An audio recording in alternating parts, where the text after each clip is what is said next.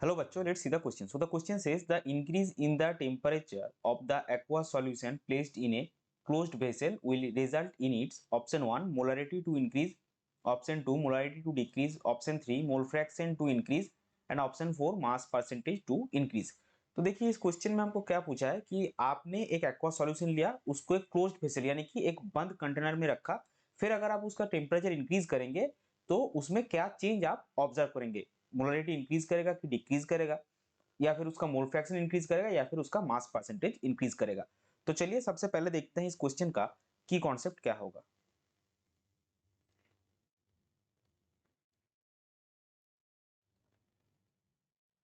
सो इस क्वेश्चन का की कॉन्सेप्ट होगा कॉन्सेंट्रेशन टर्म्स ऑफ सॉल्यूशन। अभी देखिए यहाँ पे क्या गिवन है हमारे पास, सबसे पहले कुछ ऑप्शन 1 और 2 में मोलारिटी के रिलेटेड गिवन है। सो मोलारिटी क्या है आपका, number of moles of solute जो कि एन से डिनोट होता है, डिवाइडेड बाय वॉल्यूम ऑफ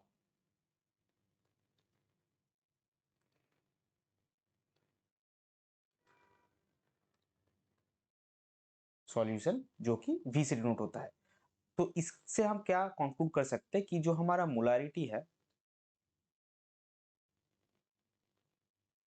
ये सॉल्यूशन के वॉल्यूम के साथ इनवर्सली प्रोपोर्शनल है। इसको हम एक बॉक्स में डालेंगे।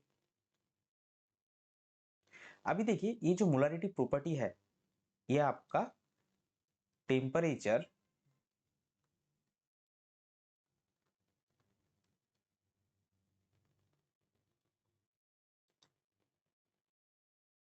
डिपेंडेंट है। कैसे टेम्परेचर डिपेंडेंट है, क्योंकि एज टेम्परेचर इंक्रीजेस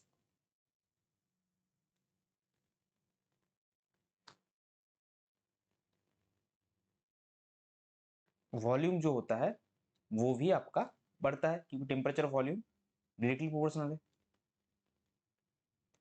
अभी देखिए हमने पहले ही निकाल के रखा कि मोलारिटी जो हमारा होता है वो वॉल्यूम से यानी कि सॉल्यूशन के वॉल्यूम से इनवर्सली प्रोपोर्शनल होता है। तो अगर वॉल्यूम आपका इंक्रीज करेगा तो मोलारिटी क्या होगा, hence molarity will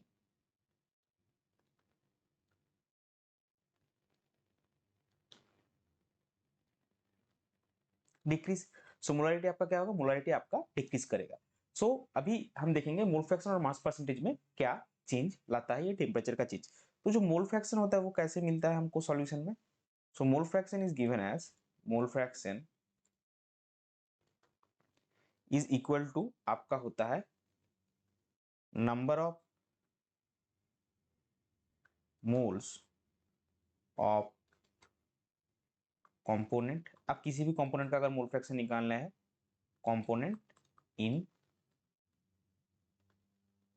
solution divided by आपका क्या होगा, जो सॉल्यूशन में जितने भी कंपोनेंट्स हैं जो टोटल नंबर ऑफ मोल्स होता है, divided by total number of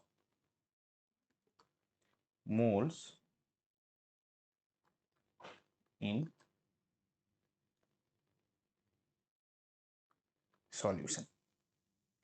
और ये जो मास परसेंटेज है ये हमको कैसे मिलता है, mass percentage is mass of solute divided by total mass of solution into ये आपका होता है 100। तो ये जो मोल फ्रैक्शन और मास परसेंटेज है ये दोनों ही आपके क्या है, मास प्रॉपर्टी है। So these two properties are mass properties.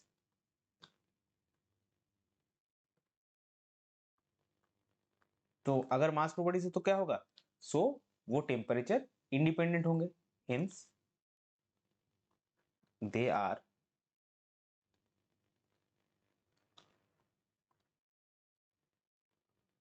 independent of